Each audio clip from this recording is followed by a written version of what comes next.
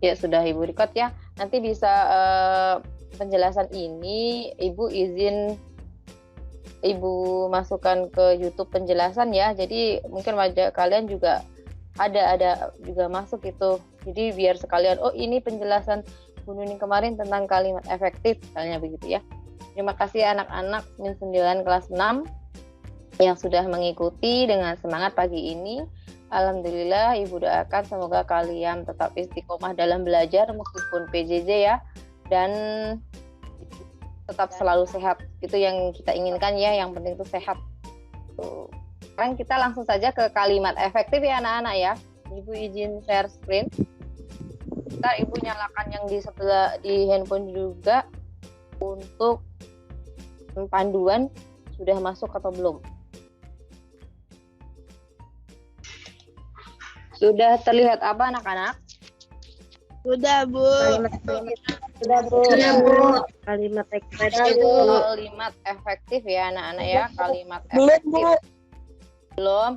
Tunggu sebentar. Kalau belum, apa itu? Ditunggu, didengarkan saja ya. Nanti di rekaman ada. Mungkin karena sinyal kalian masing-masing. Nah, apakah kalimat efektif itu? Ini banyak, tapi nanti bisa disingkat ya. Banyak, tapi tidak usah dihafalkan, dimengerti saja ya. Jadi kalimat efektif adalah kalimat yang disusun berdasarkan kaidah bahasa Indonesia yang tercantum dalam PUEBI. Betul seperti Mutiara tadi, kita sebagai literasi harus tahu PUEBI itu apa. PUEBI itu adalah singkatan dari Pedoman Umum Ejaan Bahasa Indonesia. Jadi kalimat yang kalian gunakan itu harus sesuai PUEBI ya, dan menggunakan kosakata yang tepat. Tidak seperti tadi misalnya gue titik ini. Nah, itu efektif tidak? Tidak, karena di kamus PUEBI tidak tercantum kata gue, tapi kata saya yang baku ya, yang baku, yang biasa digunakan dalam bahasa resmi Indonesia ya. Terus itu kosakata yang tepat. Terus kalimat efektif itu harus jelas, harus dapat kita pahami dan tidak berulang. Misalnya saya, aku, misalnya sudah pakai kata saya, aku, kata gue misalnya ya. Saya, aku, gue titip belikan sayur misalnya. Nah itu tidak boleh, itu tidak efektif ya. Jangan diulang-ulang kata-kata yang sama. Terus kalimat efektif juga harus memperhatikan penempatan tanda baca dan tidak memiliki makna ganda. Makna ganda itu istilahnya ambigu. Ya. Misalnya Andi seperti beruang. Nah, apa yang dimaksud beruang di sini ya? Apakah seperti hewan beruang atau memiliki banyak uang? Nah, itu maksudnya makna ganda seperti itu ya, ambigu. Kenapa kalimat efektif itu harus disusun sesuai kaidah bahasa Indonesia dan menggunakan kosakata yang tepat, jelas dan tidak berulang, dan harus memperhatikan penempatan tanda baca serta tidak memiliki makna ganda. Kenapa? Agar tidak rancu atau berbelit-belit. Seperti tadi ya, kata aku sudah pakai kata aku, saya, gue, misalnya bilang banyak ya, misalnya apa ya, jumlah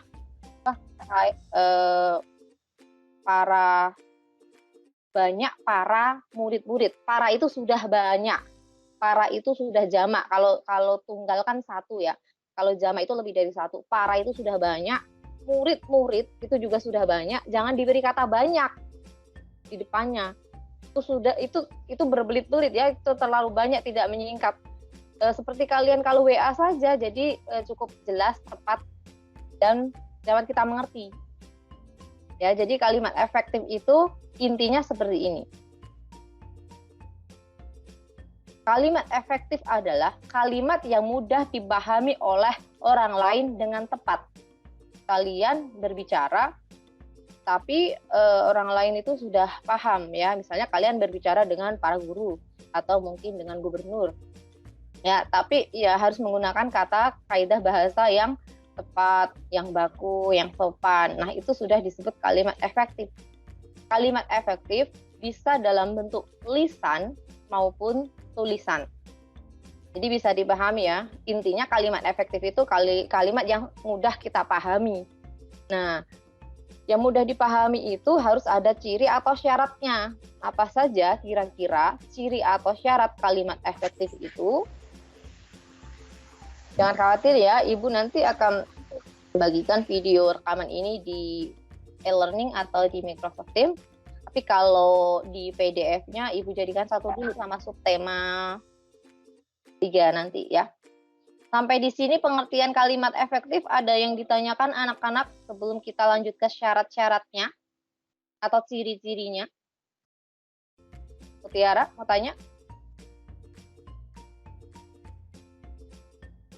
Atau yang lain?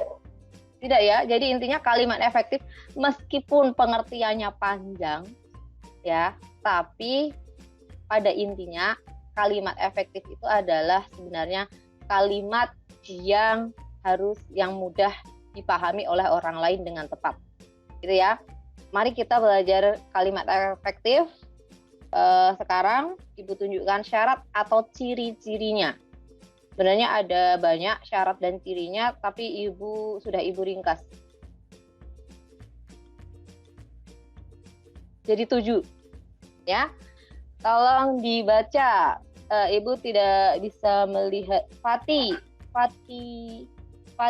ya. Fatia ya. Fati. Ciri yang pertama ini angka 1. Apa tolong dibaca Fati?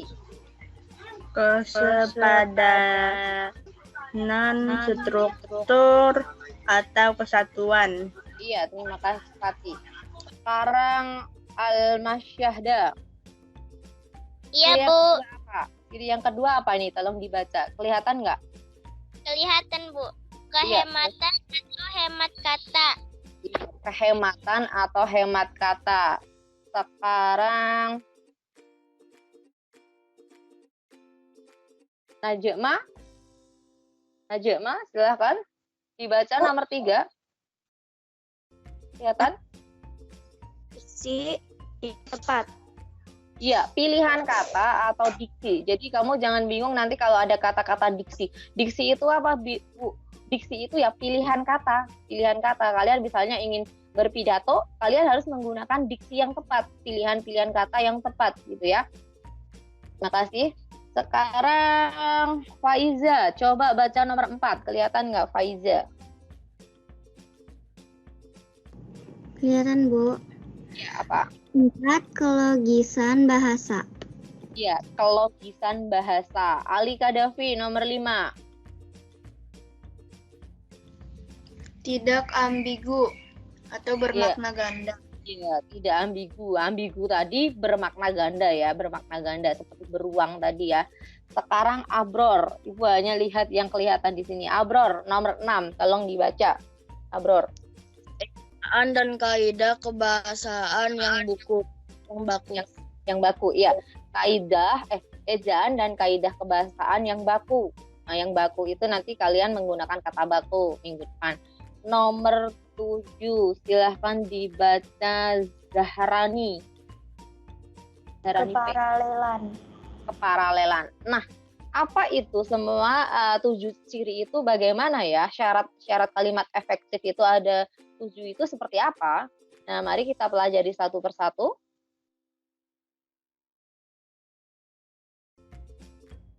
Satu adalah kesepadanan struktur atau kesatuan. Maksudnya seperti apa?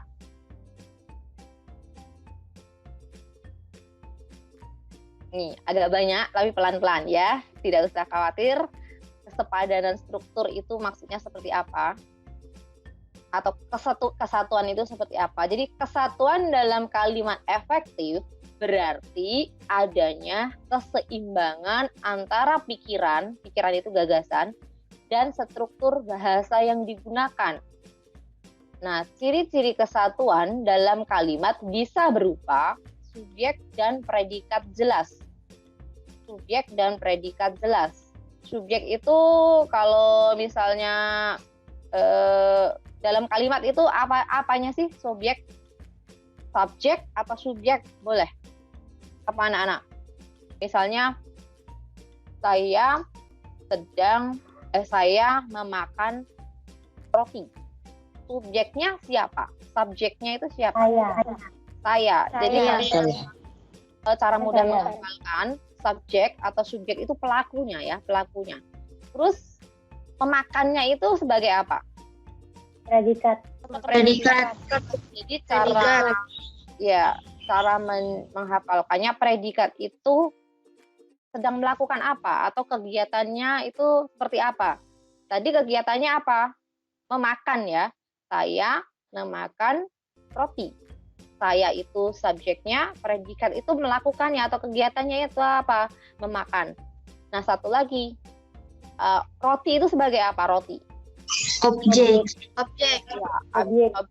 Objeknya itu yang dikenai, yang dimakan. Misalnya Carisha sedang menyiram bunga. Subjeknya siapa? Pelakunya. Yang melakukan kegiatan siapa? Carisha. Predikatnya apa? Apa yang dilakukan tadi? Menyiram. Objeknya yang disiram adalah bunga. Jadi subjek dan predikat jelas. Mana nih subjeknya, predikatnya mana gitu ya. Yang kedua, tidak terdapat subjek ganda. Nanti Ibu jelaskan di contohnya ada ya. Yang ketiga, predikat tidak didahului dengan kata yang. Misalnya, Abror yang lahir di Jakarta. Tidak boleh ya. Di sini Abror yang lahir di Jakarta. Harusnya Abror lahir di Jakarta gitu saja. Ya. Mari kita ke contohnya ya anak-anak. Jadi kesatuan itu harus menyatu ya. Subjek dan predikat jelas, tidak terdapat subjek ganda, predikat tidak didahului dengan kata yang. Supaya lebih jelas, mari segera ke contohnya saja. Sudah terlihat apa ini anak-anak? Subjek dan predikat sudah Bu. Maksudnya contoh subjek dan predikat jelas adalah contohnya tadi ya. Joni membaca buku di kamar. Subjek kalimat tersebut adalah siapa? Doni. Predikatnya apa? Membaca. Sudah jelas di sini. Ini bisa disebut kalimat efektif tidak? Ya. Bisa ya, karena subjeknya sudah jelas, Doni, predikatnya juga sudah jelas membaca. Kalau buku tadi, buku itu apanya? Objek ya, yang dikenai Doni, yang dibaca Doni. Di kamar itu apanya? keterangan. Iya, keterangan kalau keterangan tempat gitu ya. Di Doni membaca buku di kamar. Itu yang dimaksud subjek dan predikat jelas. Contoh kedua, tolong dibaca Valencia, ada nggak Valencia? Ada Bu. Ya. Contoh kedua yang warna biru Valencia, tolong dibaca. Kemarin Sophia pergi ke mall. Ya. Yang di bawahnya dibaca lagi. Kemarin Sophia di mall. Nah, ini yang efektif yang atas atau bawah anak-anak? Yang disebut yang atas. Atas. Subjeknya jelas Sophia, kegiatannya apa? Pergi. Kegiatannya Pergi ke mall. Ya. Kalau pengen lengkapnya pergi ke mall. Nah, itu kan jadi subjeknya jelas, predikatnya apa yang dilakukan Sophia juga jelas, pergi ke mall. Benar. Kemarin Sophia di mall. Nah, ini predikatnya apa ini? Apa yang dilakukan? Di mall itu padahal keterangan tempat. Jadi predikatnya di sini tidak ada.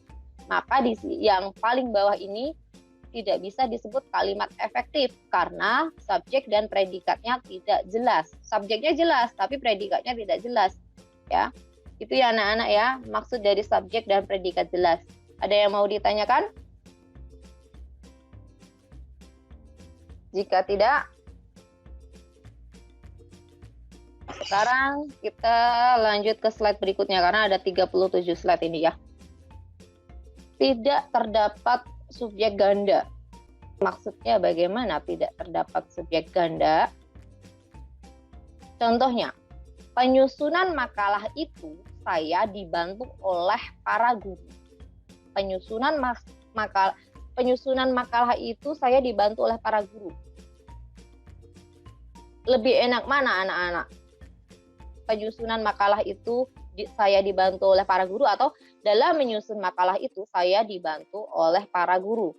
Lebih enak mana dibaca? Lebih cepat mana kalian pahami? Kalimat pertama apa kedua? Dua Bu. Ya, karena di sini subjeknya itu nomor satu. Kalau subjeknya maksudnya apa, penyusunan makalah atau saya? Ya, karena ini tidak diberi kata koma. Penyusunan makalah atau saya atau guru, ya. Nah, tapi kalau di sini dalam menyusun makalah itu saya itu sebagai subjeknya dibantu oleh para guru, Ya, itu yang dimaksud tidak terdapat subjek ganda ya. Jadi diberi koma ya. Jadi kalimat efektif itu yang mudah kalian pahami itu yang mana ya? Dalam menyusun makalah itu, saya dibantu oleh para guru. Ada yang mau ditanyakan anak-anak sebelum kita lanjut ke slide berikutnya?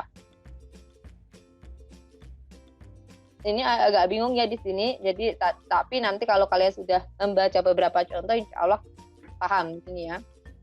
Subjek gandanya yang mana Bu? Saya atau guru atau makalah. Tapi kalau diberi koma ini, subjeknya itu hanya satu, yaitu saya. Saya kenapa dibantu oleh para guru?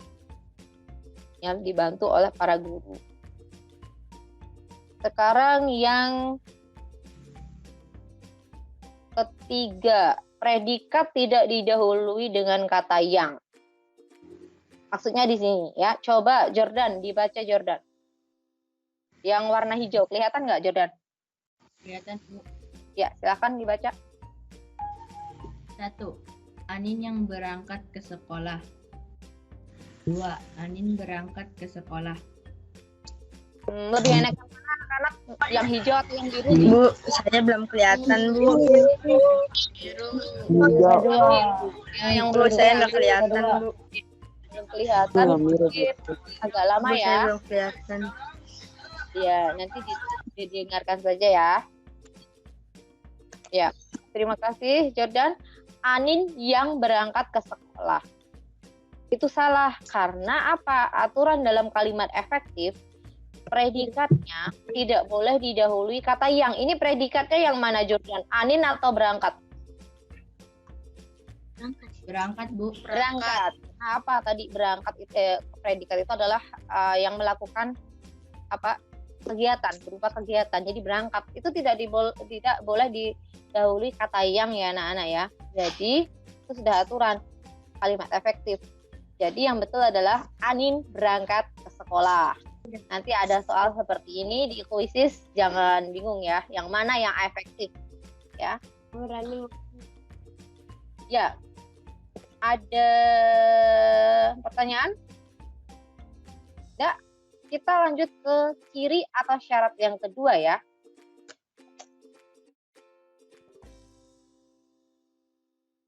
Zainada, tolong sudah kelihatan belum dibaca apa ini Zainada?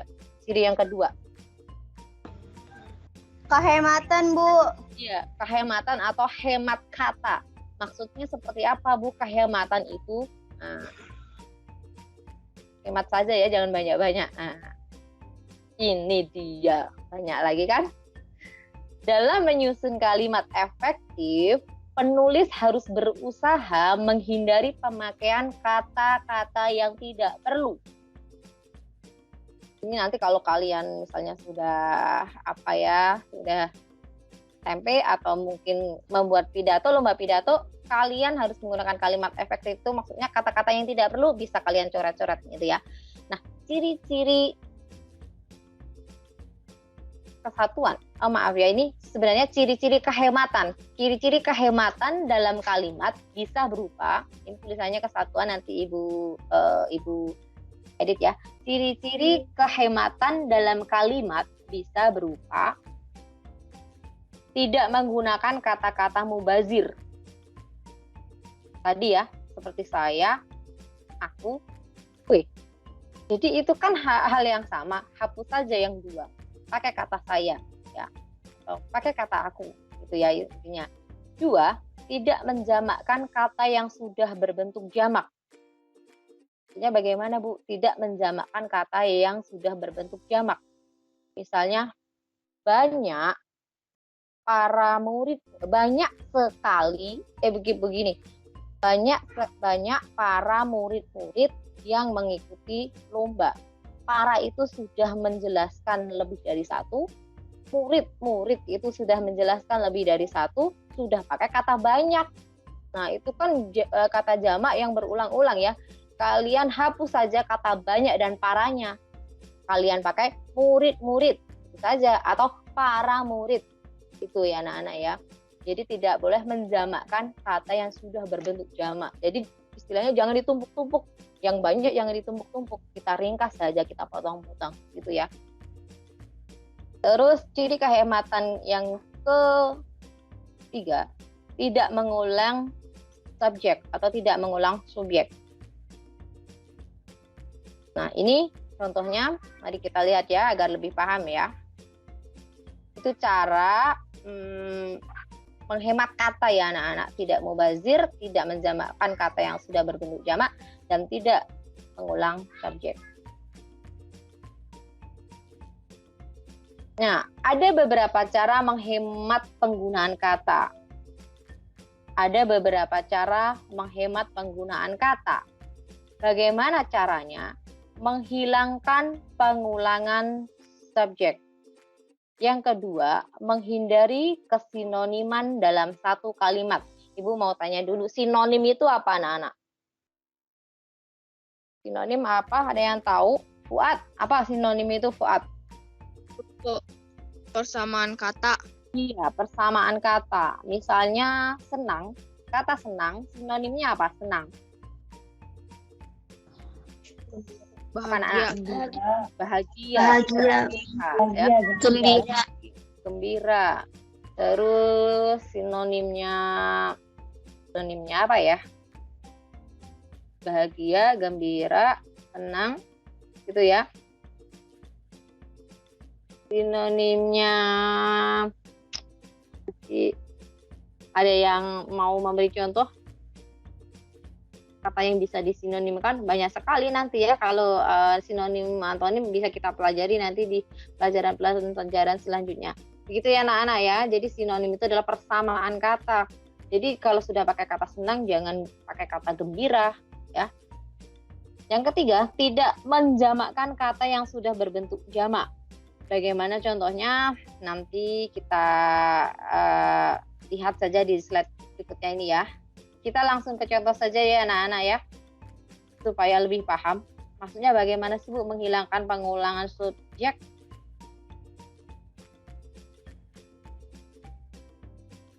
Nah, sudah kelihatan? Sudah, Bu. Ya, Davina, tolong dibantu. Saya belum kelihatan, Bu. Ya, ditunggu ya. Sudah, Sambil sudah, Bu. didengarkan ya. Ya, menghilangkan pengulangan subjek. Contoh kalimatnya tolong dibaca Davina yang hijau. Karena dia tidak masuk sekolah, dia tidak mengumpulkan tugas. Nah, di sini maksudnya yang dibaca Davina tadi, subjeknya apa anak-anak? Pelakunya siapa sih? Dia. Dan di sini ada kata, diulang lagi kata dia. Itu yang dimaksud, kamu harus menghilangkan pengulangan subjeknya. Salah satu saja. Coba Nabila. Nabila, dibaca yang warna biru, Nabila. 2. Karena tidak masuk sekolah, dia tidak mengumpulkan tugas. Nabila, di sini ada pengulangan subjek nggak? Yang biru. Tidak, yang Bu. Tidak, karena kata dianya subjeknya hanya satu. Begitu ya anak-anak ya. Jadi kalimat efektif jangan diulang subjeknya. Ya. Gitu ya anak-anak ya. Paham ya? Itu disebut kalimat efektif. Tidak diulang subjeknya atau subjeknya. Sekarang contoh yang dimaksud yang kedua, menghindari kesinoniman dalam satu kalimat. Contoh Zelfa, tolong dibaca Zelfa. Iya, Bu. Andi sudah bekerja sejak dari pagi. Andi sudah bekerja sejak dari pagi. Zilfa, kenapa yang hijau ini Ibu tulis salah? Kenapa? Judulnya apa? Kesinoniman. Sejak itu sinonimnya dari, ya. Sejak itu persamaan kata dari. Jadi, kenapa ini salah? Karena ini sudah ada kata sejak dan ada kata dari. Pilih salah satu saja karena sejak itu adalah sinonimnya dari. Maka di sini salah. Yang betul apa, Zilfa? Tolong dibaca warna biru. Andi sudah bekerja sejak pagi. Ya, Andi sudah bekerja sejak pagi atau Andi sudah bekerja dari pagi. Gitu saja ya anak-anak ya. Ini yang biru ini disebut kalimat efektif karena dia tidak ada pengulangan sinonim. Ya, jadi efektif itu intinya sebenarnya gampang anak-anak, kalian membuat kalimat efektif itu sebenarnya gampang. Jangan diulang-ulang yang sama. Artinya sama jangan diulang-ulang. Nah, itu disebut kalimat efektif. Gitu ya anak-anak ya. Sekarang adalah nih Ahmad Zidan, tolong dibaca nanti. Ini tidak menjamakkan kata-kata yang sudah berbentuk jamak. Jamak itu apa anak-anak? Jamak itu lebih dari satu. Ya. Murid satu. Tapi kalau murid-murid itu bisa lebih dari satu. Contohnya, Zidan tolong dibaca yang warna hijau ini, Zidan. Beberapa murid-murid sudah menyelesaikan ujian. Kenapa di sini salah, Zidan? Karena ada murid-murid. Ya, karena ada kata, ya murid-murid itu sudah jamak, jangan diberi kata beberapa. Tuh ya, jangan diberi kata beberapa. Yang kedua, dibaca Zidan, yang warna biru. Beberapa murid sudah menyelesaikan ujian. Iya, itu betul ya anak-anak. Beberapa murid sudah menyelesaikan ujian. Atau bisa dihilangkan apa dan ditambahi apa. Bisa dihilangkan kata beberapanya, tapi muridnya ditambahi lagi. Murid-murid sudah menyelesaikan ujian. Boleh atau tidak anak-anak? Murid-murid sudah menyelesaikan ujian. Benar atau tidak? Benar, Bu. Ya, karena dipilih salah satu. Tapi jangan dihapus murid-muridnya. Beberapa sudah menyelesaikan ujian, itu malah tidak efektif ya. Jadi harus benar-benar bisa memilih nih mana yang perlu dihapus gitu ya anak-anak ya. Beberapa murid atau murid-murid gitu ya. Sudah menyelesaikan ujian. Nah, sampai di sini ada yang mau ditanyakan? Tidak. Kita lanjut ke ciri yang ketiga. Tolong dibaca, Fitri. Kelihatan nggak, Fitri? Kelihatan, Bu. Iya, dibaca ciri yang ketiga apa itu? Pilihan kata atau diksi yang tepat. Ya, diksi itu pilihan kata. Jadi jangan bingung. Wah, ini diksinya bagaimana ini? Wah, kalian sudah wah, ini anak murid min 9 sudah bilang kata diksi. Apa sih yang dimaksud diksi? Diksi itu ya pilihan kata, ya. Pilihan kata yang tepat. Contohnya seperti apa? Belum ke contoh ya, maksudnya ke pengertian dulu. Pemilihan kata dalam kalimat efektif tidak boleh apa nih? Mengandung makna yang berlawanan atau disebut antonim dalam satu kalimat. Jadi tidak boleh diulang, intinya sebenarnya tidak boleh diulang ya, kalimat efektif itu tidak boleh diulang-ulang. Antonimnya tidak boleh diulang-ulang, sinonimnya juga tidak boleh diulang-ulang ya. Maka kamu harus menggunakan diksi atau kalimat yang tepat. 1. Mengandung makna yang berlawanan atau antonim dalam satu kalimat. Contohnya antonim dari kata boros itu apa anak-anak? Antonim lawan katanya. Lawan kata dari boros apa? Hemat, Bu. Hemat. Bu. Hemat. Misalnya tinggi, antonimnya apa? Pendek. Pendek. Misalnya ini ya. Ayah tidak boleh boros dan tidak hemat. Itu efektif tidak anak-anak? Ayah tidak boleh boros dan tidak hemat. Efektif tidak? Tidak, Bu. Kalimat itu mengulang antonim yang sama. Boros itu artinya tidak hemat, ya. Itu hilangkan salah satu supaya jadi kalimat efektif. Atau tidak boleh menggunakan beberapa makna yang sama atau sinonim dalam satu kalimat. Contohnya tadi ya, sejak, dari, itu hilangkan salah satu. Gitu ya, itu yang dimaksud kalian menggunakan diksi atau pilihan kata yang tepat. Kita langsung ke contoh ya. Sudah ke contoh belum ini kira-kira? Oh, ini. Tolong dibaca. Sekarang ke siapa ya? Lika Davi tadi sudah. Fajar? Ada Fajar? Fajar Nugraha? Belum, Bu. Belum apa? Belum baca, Bu. Oh iya, silahkan. Kelihatan nggak Fajar? Kelihatan, Bu. Ya, silahkan baca yang atas ya. Ziva mengirim dan memotong wortel di dapur. Ulangi, bukan mengirim. Ziva mengiris dan memotong wortel di dapur. Nah, mengiris dan memotong itu sama apa tidak, Fajar? Sama, Bu. Ya, itu mengandung sinonim. Itu tidak efektif. Ya, kalian harus memilih satu kata yang kalian pilih saja karena mengandung sinonim yang double intinya ya. Ziva mengiris dan memotong wortel di dapur. Mengiris dan memotong itu sama, itu sinonimnya. Kalimat tersebut tidak efektif karena mengiris dan memotong memiliki makna yang sama. Jadi cukup menggunakan salah satu saja. Itu ya anak-anak ya, paham ya? Boleh Ziva mengiris wortel di dapur atau Ziva memotong wortel di dapur. Itu saja supaya kalimatnya efektif. Karena judulnya kita kali ini adalah kalimat efektif. Paham ya anak-anak ya? Sekarang adalah ciri yang keempat, kelogisan bahasa. Khalif, ada Khalifatan? Ada, Bu. Ya, kelogisan bahasa itu seperti apa?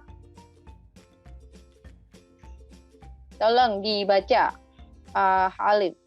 Fatan. Apakah kelogisan bahasa itu? Ya, apakah kelogisan bahasa? Kaitan dalam kalimat harus dapat diterima akal dan nalar. Iya, misalnya, itu pembicaraanmu tidak logis. Nah, tidak logis itu tidak bisa dinalar ya, seperti hoax ya, misalnya ya itu tidak logis, itu kamu misalnya bohong ya, tidak bisa kita nalar. Misalnya ada sapi sih berkaki dua misalnya, itu logis tidak? Nah, karena logisnya, nalarnya umumnya, jadi kelogisan bahasa itu secara umum yang dapat kita nalar itu sapi itu kakinya 4 gitu ya.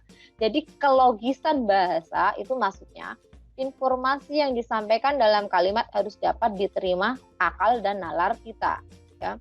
Jadi misalnya pakai logika ya dalam mengerjakan itu, maksudnya pakai pemahaman kalian, penalaran kalian gitu ya. Kata logis itu seperti itu ya anak-anak ya.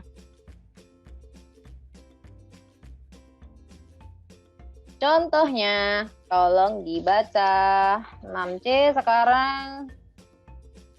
Tiara tadi sudah baca belum ya? Belum. Oh, Mutiara, tolong dibaca. Yang hijau. Kepada Bapak Kepala Sekolah, waktu dan tempat kami persilahkan. Nomor 2. Pada Bapak Kepala Sekolah kami persilahkan. Lebih logis mana Mutiara? Nomor 1 apa nomor 2? Yang kedua, Bu. Kenapa? Karena yang pertama itu kayak waktu dan tempat kami persilahkan. Ya, yang dapat diterima, Bu. Ya, yang dapat diterima itu sesi waktu dan tempat dipersilahkan. Kalian bisa melihat waktu tidak? Bisa melihat jam, bisa. Ya, tempat kan suatu benda mati, dipersilahkan. Nanti kalau tempat itu berjalan sendiri atau bergerak sendiri, kalian jadi kabur semua ya. Tidak logis ya. Jadi yang dipersilahkan itu adalah orang, manusia ya. Coba, Roti kami persilahkan. Silahkan menuju dapur. Roti tidak bisa dapat menuju ke dapur ya. Jadi yang dipersilahkan itu adalah orang ya. Kata bakunya itu adalah kalau misalnya kalian menggunakan silahkan. Itu sebenarnya kalau pakai H salah ya, karena di kata bakunya itu tidak pakai H. Silakan ya. Jadi silahkan. Nah, itu. Ya, begitu ya Mutiara ya dan teman-teman. Kenapa ini kita ciri yang berikutnya adalah kelogisan bahasa.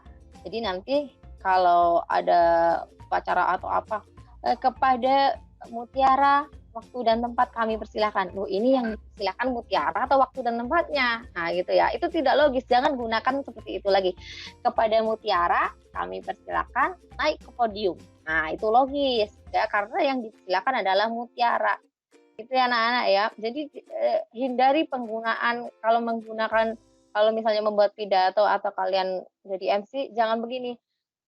Kepada Bu Nuning, waktu dan tempat kami persilahkan. Bu Nuning tidak mau maju karena yang dipersilahkan adalah waktu dan tempat, gitu ya. Yang betul bagaimana? Kepada Bu Nuning kami persilahkan menuju podium, hanya menuju mimbar. Nah, itu yang benar ya. Itu yang efektif ya anak-anak ya. Jadi ini yang biru Ibu baca sebentar. Pada contoh kalimat pertama, waktu dan tempat bukanlah subjek atau berupa orang yang diberi waktu dan tempat untuk berbicara.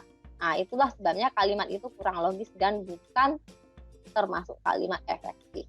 Ya, jadi alasannya juga salah satunya waktu dan tempat itu bukan subjek ya, karena yang bisa dipersilakan adalah subjeknya atau pelakunya atau orangnya gitu ya anak-anak ya. Itu yang dimaksud kalimat efektif harus menggunakan kelogisan bahasa. Gitu ya. Pahami anak-anak ya? Ada yang mau ditanyakan? Sebelum kita lanjut ke ciri berikutnya.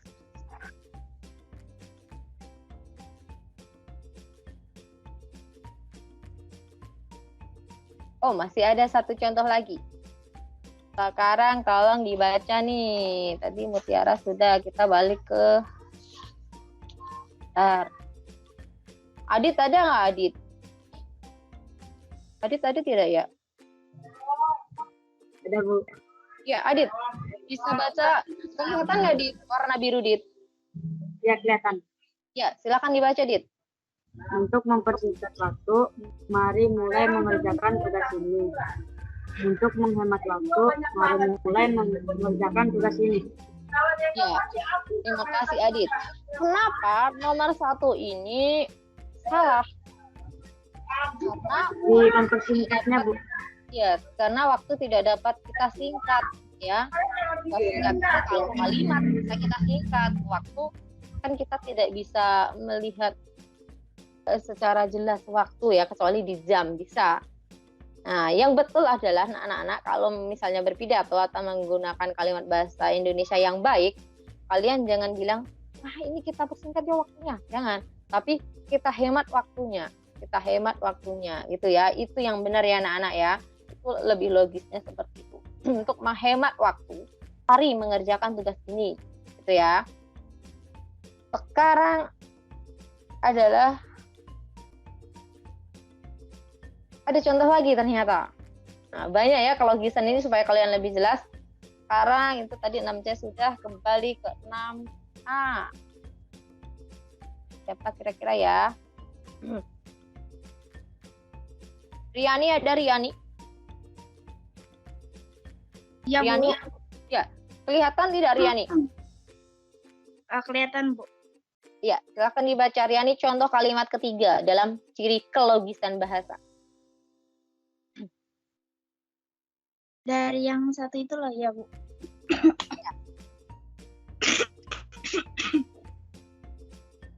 Satu, mayat kucing yang meninggal itu sebenarnya di sekitar rumah. Nomor 2. adalah nomor 2, sebelum meninggal kucing yang ditemukan, mayat itu sering mondar-mandir di sekitar rumah. Ya, ini Ibu ulangi ya. Nomor 1, mayat kucing yang meninggal itu sebelumnya mondar-mandir di sekitar rumah. Mayat, coba kita pahami ya. Mayat kucing yang meninggal itu sebelumnya mondar-mandir di sekitar rumah. Kalau kalimatnya nomor 1 seperti itu, yang mondar-mandir itu mayat kucingnya yang meninggal atau kucingnya? Mayatnya. Kucingnya, Bu. Iya. Juga kan ya, kita menimbulkan pandangan yang berbeda-beda di kalimat 1 ya. Itu tidak ya, itu tidak logis ya, karena ya secara umum mayat kucing tidak bisa kita lihat gitu ya. Mayat kan sudah bentuk mayat, masa mondar-mandir. Nah, jadi supaya logis, supaya efektif, kalimat nomor 1 itu kita ganti seperti kalimat nomor 2. Sebelum meninggal, kucing yang ditemukan mayatnya itu sering mondar-mandir di sekitar rumah. Nah, jadi yang mondar-mandir kalau nomor 2 itu adalah kucing, bukan kucing, bukan mayat kucing ya. Kalau nomor 1 kan kita bingung, ini yang mondar-mandir mayat kucingnya atau bagaimana ini ya. Nah, supaya efektif kalimatnya diganti, karena nomor 1 itu tidak logis, mayat kucing yang meninggal itu mondar-mandir sebelumnya. Nah, jadi yang logis adalah nomor 2, yang efektif nomor 2 ya. Sebelum meninggal, kucing yang ditemukan mayatnya itu sering mondar-mandir di sekitar rumah. Jadi ya mondar-mandirnya itu sebelum meninggal gitu ya. Paham ya anak-anak ya? Itu logis nomor 2, bisa dinalar ya daripada nomor 1. Ada yang mau ditanyakan anak-anak? Tidak? Tidak, Bu. Ya. Tinggal 3 lagi ya, 5, 6, 7 karena ada 7 ciri. Nomor 5 adalah tidak ambigu. Ambigu tadi apa ambigu? Ada yang tahu? Tidak bermakna dua, tidak bermakna ganda. Iya, tidak bermakna 2 atau tidak bermakna ganda ya. Contohnya, bukan ke contoh ini. Pengertian dulu. Maksudnya tidak ambigu adalah ciri ini berkaitan dengan tujuan utama, yaitu tujuan utama kita tadi belajar, kita ulang-ulang adalah tujuan utamanya adalah kalimat efektif. Ya. Ciri ini berkaitan dengan tujuan utama kalimat efektif, yaitu 1, harus memberikan gagasan secara jelas kepada pembaca atau pendengar. Tadi di pengertian kalimat efektif kan seperti itu ya. Harus memberikan gagasan atau pemikiran secara jelas kepada pembaca atau pendengar. Maka dari itu, kalimat efektif tidak boleh berpotensi memiliki makna ganda alias ambigu. Contohnya seperti apa? Kalimat ambigu itu seperti apa? Kalimat yang bermakna ganda itu seperti apa? Ya, tolong dibaca Rafa. Ada tidak Rafa? Ada, Rafa? Bu. Ya, Ada, kelihatan Bu. tidak Rafa? Kelihatan, Bu. Silahkan dibaca Rafa. Penampilan laki-laki itu seperti beruang. Penjelasan kalimat tersebut dapat berupa laki-laki tersebut terlihat seperti hewan beruang. Atau dapat juga bermakna laki-laki tersebut terlihat memiliki banyak uang. Ya, wah ini kamu beruang nih. Saya boleh dong pinjam uangnya. Nah, maksudnya beruang seperti apa ini? Ini ngejek, ini mau pinjam uang kok mengejek, mengatakan saya seperti beruang, hewan beruang. Nah, itu jadi jangan begitu ya kalau berbicara yang jelas gitu ya maksudnya, karena tadi kalimat efektif itu adalah kalimat yang harus jelas kita pahami. Misalnya Rafa penampilan Rafa seperti beruang. Nah, Rafa tersinggung, padahal temannya itu mau memuji Rafa bahwa Rafa itu memiliki banyak uang. Jadi jangan sampai salah persepsi ya, salah mengartikan ya anak-anak dengan kalimat yang kita ucapkan.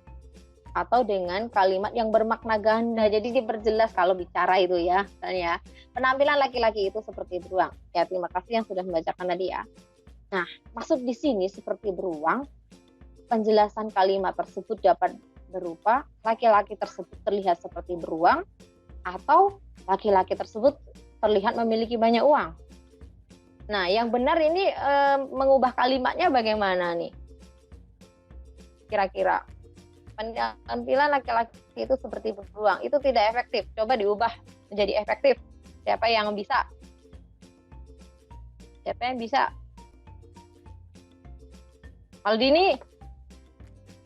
Aldini tadi bilang Ebi temennya Ujang. Ayo ubah kalimat ini jadi kalimat efektif, Maldini. Gimana, Maldini? Bisa kamu deh.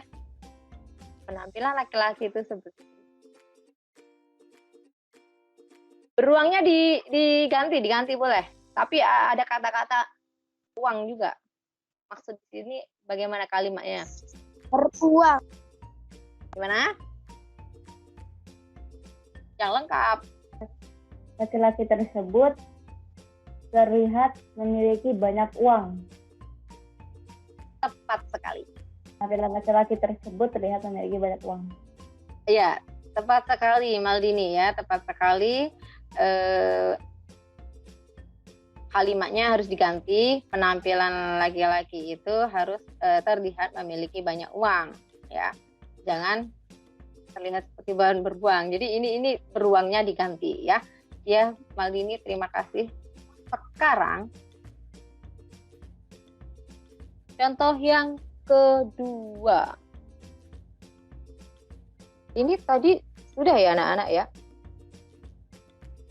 Sudah Bu, sudah ini Bu tadi. Iya, itu tadi kelogisan bahasa.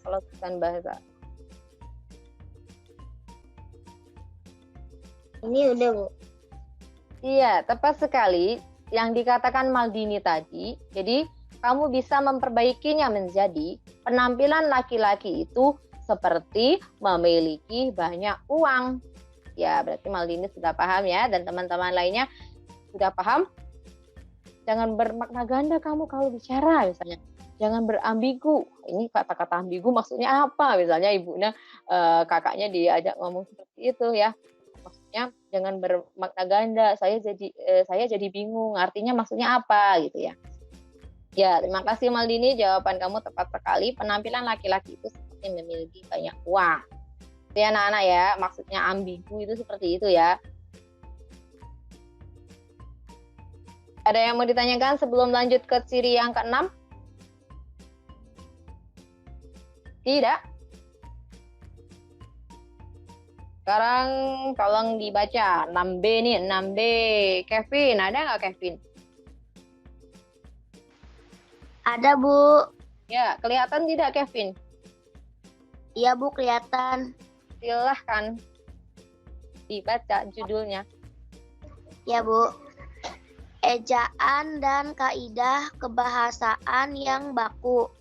Ya, ejaan dan kaidah kebahasaan yang baku. Jadi kalimat efektif harus menggunakan ejaan dan kaidah kebahasaan yang baku. Nih, kita lihat. Nah, ejaan dan kaidah kebahasaan yang baku. Kalimat efektif harus menggunakan ejaan dan kaidah kebahasaan yang baku. Itu melihatnya di mana, Bu?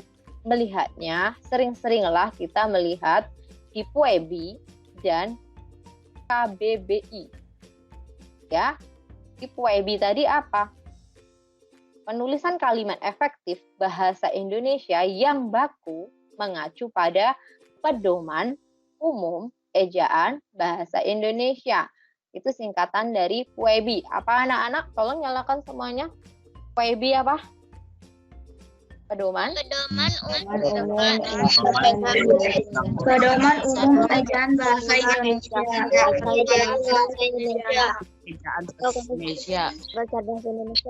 Iya, terima kasih. Dulu namanya EYD. EYD itu ejaan yang disempurnakan. Sekarang namanya PUEBI. Atau kalian juga bisa melihat Kamus Besar Bahasa Indonesia atau kita bisa singkat KBBI. Apa anak-anak KBBI itu? Kamus Besar Bahasa Kamus Besar Bahasa Indonesia. Ya. Terima kasih. Bagaimana kalian mendapatkan PUEBI dan KBBI itu? Sekarang kan zamannya online ya. Kalian bisa klik di Google.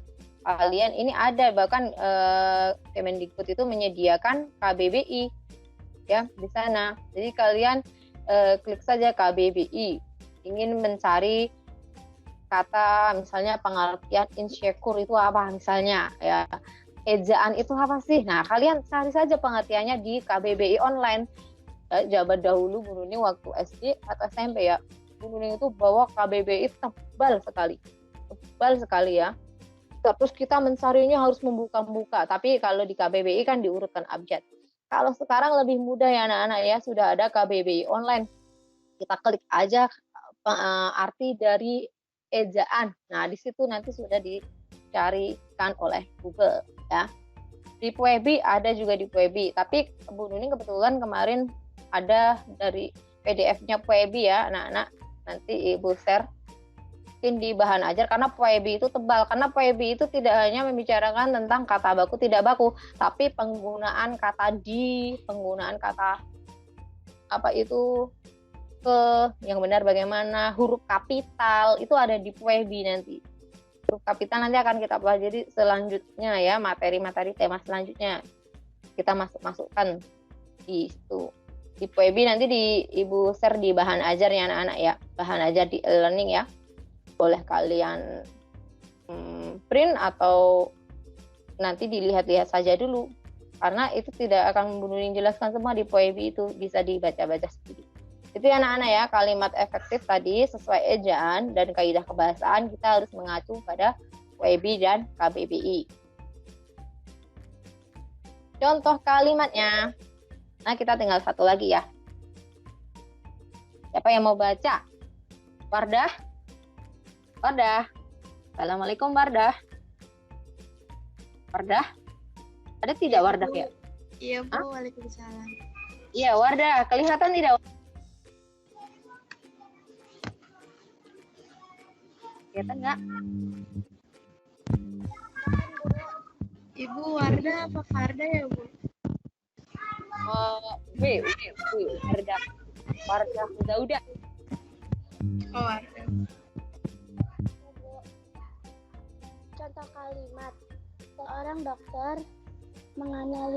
menganalisa semua data pasien atau salah.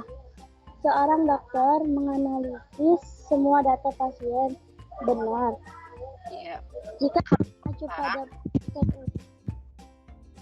Iya, silakan.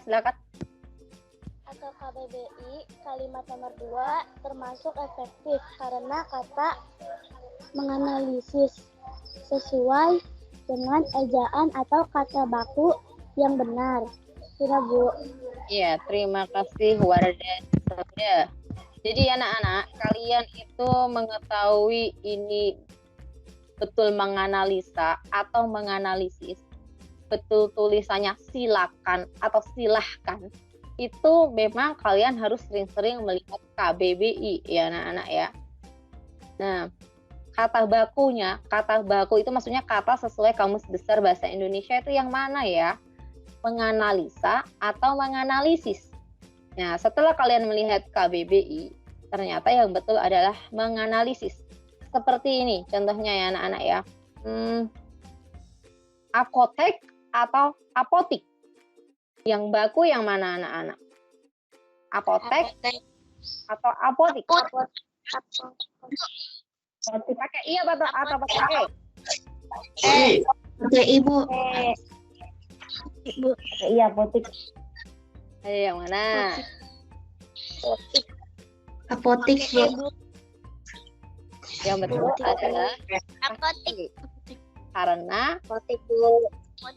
karena orangnya disebut apoteker, bukan apotiker, bukan. Jadi yang betul, yang baku nanti dicek ya di KBBI online ya.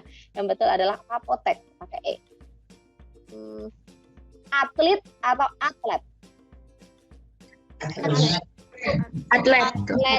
Karena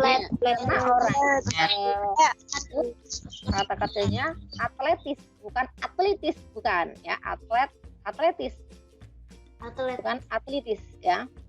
Sekarang aktif, kalian dalam menulis kata aktif itu belakangnya pakai V atau pakai F, Fanta.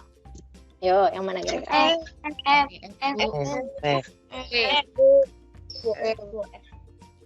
Nah, nanti kita pelajari di Bu Pena ada nih di subtema 3 nanti ya. Jadi kalau bilang aktif ya, aktif lo ya, tidak aktivitas. Aktif itu pakai F Fanta, V ya. F, maaf. A B C D E F. Nah, pakai F. Tapi kalau kalian bilang aktivitas, berarti F itu dirubah jadi V ya, aktivitas gitu. Nanti ya di tema 3 ada. Itu ya anak-anak ya. Jadi memang kita harus rajin-rajin ini membuka-buka KBBI. Nah, kalian sering bilang cabe atau cabai. Ya, kita sering bilang cabe anak-anak ya, tapi penulisannya betul adalah sesuai KBBI. Cabai ya. Ibu membeli cabai di pasar. Nah, itu yang benar, yang efektif gitu. Nah, coba anak-anak nanti dicari ya. Coklat atau coklat. Yuk. Nanti dicari ya. Iya. Iya, yang benar. Coklat.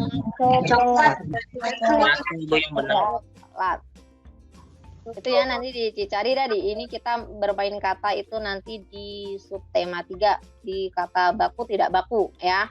Ini sudah disinggung di subtema 2 ya. Gitu ya anak-anak ya. Jadi ini yang efektif yang mana nih? Kita harus lebih sering melihat di KBBI karena kata bakunya itu yang betul adalah cabai, bukan cabe ya. Jadwal itu masih ada nih guru bilang jadwal. Yang betul jadwal pakai V. Ijazah atau ijazah. Nah, nanti ada bisa kita lihat di KBBI ya. Itu ya anak-anak ciri ke-6 sesuai ejaan dan kaidah bahasa di KBBI. Sekarang adalah ciri ke-7. Jihan ada nggak Jihan? Kan? Adakah Jihan? Jika tidak ada, ibu baca. 7 itu adalah keparalelan. Maksudnya seperti apa sih keparalelan itu? Kalimat efektif harus memiliki bentuk yang paralel. Artinya kalau kalian merangkai listrik itu seri atau paralel gitu ya. Maksudnya paralel itu harus sama jenisnya, harus sejalan. Misalnya seperti ini. Kalau bentuk pertama menggunakan kata benda, maka bentuk selanjutnya juga harus menggunakan kata benda. Nah, itu sudah disebut paralel. Sama gitu ya. Atau kalau bentuk pertama menggunakan kata kerja, maka bentuk selanjutnya juga harus menggunakan kata kerja. Contohnya seperti apa? Misalnya Syahla sedang membaca dan lalu Syahla sedang membaca dan menulisnya. Bukan, nah itu kan paralel ya, membaca dan menulis. Jangan kata membaca terus selanjutnya ditulis. Coba kita langsung ke contoh saja ya supaya jelas ya. Fardah sekarang dibaca. V. Karena nama lengkapnya siapa nih Fardah? Fardah Sazia. Coba. Iya, Bu. Ya. Seorang siswa harus belajar dan berlatih. Seorang siswa harus mempelajari dan berlatih. Nah, jadi maksudnya keparalelan seperti ini anak-anak. Kata B harus nanti selanjutnya kalau ada kata dan, ini penghubung dan itu harus sama di kata selanjutnya. Belajar dan berlatih. Ya. Seorang siswa harus belajar dan berlatih. Kan seorang siswa harus mempelajari dan berlatih. Ini ada kata mem, tapi di sini kata ber. Itu tidak paralel, tidak sejajar ya. Jadi kalimat efektif yang ciri terakhir harus paralel itu maksudnya seperti ini. Harus belajar dan berlatih. Seperti tadi yang Ibu contohkan, Syahla harus membaca, harus belajar membaca dan menulis. Ya, membaca dan menulis, bukan membaca dan ditulis gitu. Syahla mau ditulis ini, membaca dan menulis. Itu ya anak-anak ya, maksud dari kalimat efektif keparalelan. Duduk dulu. Sampai di sini ada yang mau ditanyakan anak-anak? Karena kita sudah selesai. Tadi kunci keberhasilan kalian harus memang sering berlatih dan membuat kalimat efektif ya anak-anak. Banyak membaca dan banyak berlatih ya. Nah, kita simpulkan saja kalau tidak ada pertanyaan. Ada pertanyaan anak-anak? Karena sudah selesai. Kita simpulkan ya anak-anak ya. Jadi tadi ciri-ciri kalimat efektif ada berapa atau syaratnya yang dijelaskan Ibu tadi? Ada tuh 7 ya. Lain adalah kesatuan, kehematan atau hemat kata, pilihan kata atau diksi yang tepat, logis bahasanya itu harus nalar, tidak bermakna ganda, harus sesuai ejaan dan kaidah bahasa yang baku dan harus paralel ya. Nah, itu kenapa? Kita kembali ke pengertiannya. Nah, pengertiannya ini tadi seperti ini. Kalimat yang disusun berdasarkan kaidah bahasa Indonesia masuk ya dalam ciri menggunakan kosakata yang tepat, jelas, tidak berulang. Ya, tidak berulang itu seperti menjamakkan kata atau sinonim antonim tadi, dan memperhatikan penempatan tanda baca dan tidak memiliki makna ganda atau ambigu. Kenapa tujuan kalimat efektifnya itu seperti itu? Supaya jelas kita pahami, gitu ya, meskipun dalam bentuk lisan atau tulisan. Ya, nanti anak-anak ini materinya akan Ibu share di dalam bentuk video dulu, karena dalam bentuk PDF-nya akan Ibu share, akan Ibu jadikan satu sama besok yang subtema 3 ya. Kalau kita sudah belajar subtema 3 berarti minggu selanjutnya kita penilaian harian. Ada yang ditanyakan anak-anak? Jika tidak ada, Ibu hentikan penyajiannya. Terima kasih, sudah ada 81 peserta di sini ya. Ada pertanyaan tidak anak-anak? Tidak, Bu. Tidak? Tidak, Bu. Tidak ya, insya Allah. Semoga kalau nanti dibaca berulang-ulang kalian paham ya. Terima kasih atas kebersamaan kalian mendengarkan dan ikut membacakan materinya tadi anak-anak ya. Ada pertanyaan sebelum kita akhiri anak-anak? Nanti ada kuis ya. Ya. Tugas ini ntar apa? Ya, tugasnya ini mengerjakan soal di kuisis ya anak-anak. Di kuisis itu bisa kalian ulang-ulang ya. Di kuisis ya anak-anak biar Bu, bisa kuisisnya dimulai dari jam berapa, Bu? Dari sekarang nanti Ibu share di wali kelas atau mungkin korlas kalian, atau kalian bisa lihat di bahan ajar kelas kalian masing-masing ada. Ya. Itu ya anak-anak. E-learning. Ya, di bahan ajar e-learning ada, tapi nanti Bu Nining tetap nge-share linknya di WA juga di grup, gitu ya. Waktunya sampai kapan, Bu? Waktunya sampai malam nanti, ya malam nanti. Jadi bisa diulang-ulang ya. Ya. Jam berapa, Bu? Apanya? Sampai jam berapa? Oh, sampai jam 23.59 menit. Jadi sebelum jam 12 malam. Itu ya. Ada pertanyaan lagi? Tidak? Tidak ada anak-anak? Jika jika tidak ada, Ibu akhiri. Terima kasih atas kebersamaan kalian dalam mengikuti penjelasan Bu Nuning dengan baik. Assalamualaikum warahmatullahi wabarakatuh.